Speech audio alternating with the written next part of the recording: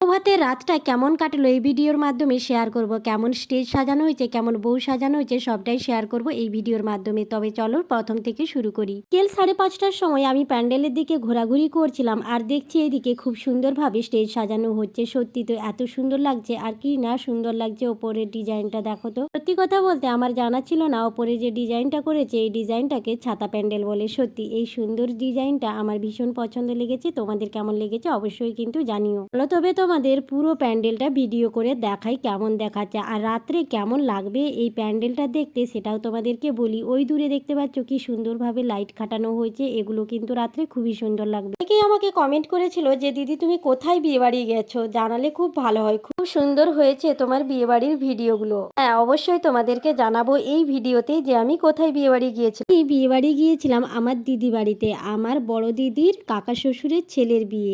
সম্পর্কে আমার দিদির দেওর হয় আর বিয়ে হচ্ছে, তার সঙ্গে আমার সম্পর্কটা ভাই বোনের মতন। দেখো তোমাদের সঙ্গে গল্প করতে করতে কি সুন্দরভাবে আমি ঘুরে ঘুরে দেখাচ্ছি এই প্যান্ডেলটা। দেখো আমাদের গ্রাম বাংলার এইদিকে এইরকম প্যান্ডেল করা মানে দারুণ একটা ব্যাপার, কিন্তু সচরাচর এইরকম প্যান্ডেল খুবই কম হয়, বিশেষ করে এই গ্রাম বাংলার দিকে। তো দেখতেই পাচ্ছ আমার দিদি বাড়িতে কত গাই গরু আছে আর কত বাছুরও আছে, তাদের কিন্তু ভীষণ সুবিধা হয় এই যে বছরে দুধ কিনে খেতে হয় না। আমার দিদি বাড়ির চারপাশটা তোমাদের সঙ্গে ঘুরে ফিরে আমি দেখাবো। এই যে গল্প করতে করতে আমার কিন্তু ভীষণ ভালো লাগে এইরকম গ্রাম বাংলার পরিবেশে গাই গরু থাকবে, খুব সুন্দর লাগে কিন্তু দৃশ্যটা দেখতে। অনেকেই আমার এইরকম সুন্দর সুন্দর গ্রাম বাংলার প্রকৃতির দৃশ্য দেখতে ভীষণ ভালোবাসে। সবাই কি সুন্দর সুন্দর কমেন্ট করে। দেখো সবাই কত ঘোরাঘুরি করছে বিয়ে বাড়িতে।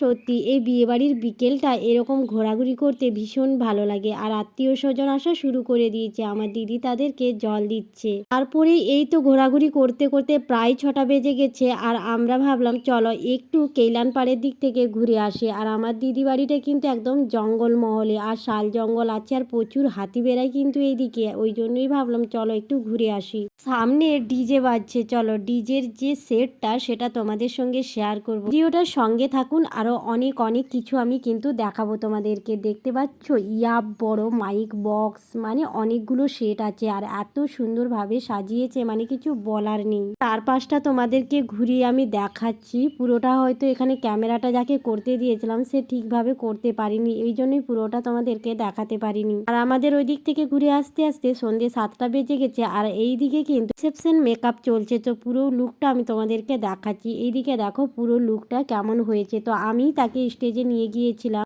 এইটা হচ্ছে ফাইনাল লুক, আরো ভালো করে তোমাদেরকে দেখাবো যদি স্টেজের ওপরে উঠে যাক। আর আমি যেহেতু তাকে হাত ধরে উঠে দিচ্ছিলাম তার জন্য কিন্তু ঠিকভাবে ভিডিওটা করতে পারিনি। আর এই দেখো ফাইনাল লুক, আর কি সুন্দর লাগছে। আর এখানে বন্ধু বান্ধবরা খুব সুন্দর একটা ফটো ফ্রেম গিফট করেছে। আর এইভাবে ফটো ফ্রেম গিফট করাটা কিন্তু ট্রেন্ডিং এ চলছে, তাই আমি একটু একটা ভিডিও করে নিলাম আর তোমাদের সঙ্গে শেয়ার করলাম। আর চারপাশে দেখো আত্মীয় স্বজন আসা শুরু করে দিয়েছে আর সবাই কিন্তু স্টেজের দিকে তাকিয়ে ফটোশ্যুট দেখছে। সত্যি খুব সুন্দর একটা দৃশ্য, তাই না? আর আমার এটা হচ্ছে রিসেপশনের ফাইনাল লুক। কেমন লাগছে আমাকে অবশ্যই কিন্তু জানিও। আমার দিদি যা সাজটা দিয়েছে সত্যি আর কিছু বলার নেই, অপূর্ব সুন্দর লাগছে আমার দিদিকে। আর খুব সুন্দরভাবে পার্টি মেকআপ করে দিয়েছে আমার দিদিকে। আমি কিন্তু পার্টি মেকআপ নিজেই করেছি। যাই হোক এইখানে তো অনেক ঘোরাঘুরি করে নিলাম আর সবার সঙ্গে একটু দেখা করে নিলাম আর সুন্দর সুন্দর ভিডিও কিছু করে নিয়েছি। অনেকটা সুন্দর করতে পারিনি, তবুও যেটুকু করেছি সবটাই তোমাদের সঙ্গে শেয়ার করছি।